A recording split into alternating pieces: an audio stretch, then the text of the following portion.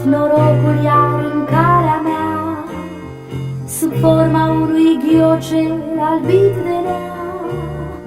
I-am amintit că iarna va pleca și am ieșit pe străzi cântând așa.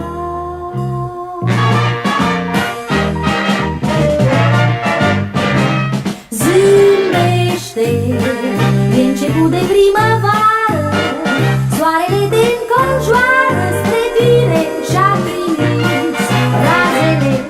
Privește, ce frumoase mărțișoare, pe rochițe și taioare și-au prins fetele.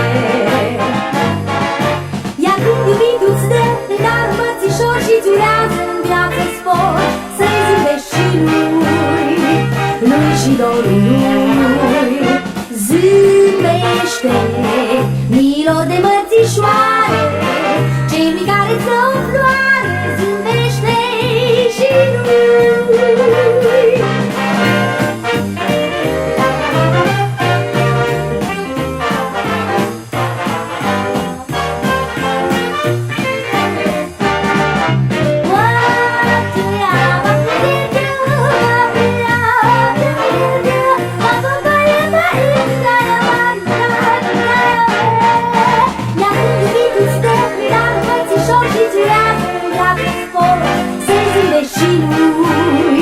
Lui și dorul lui.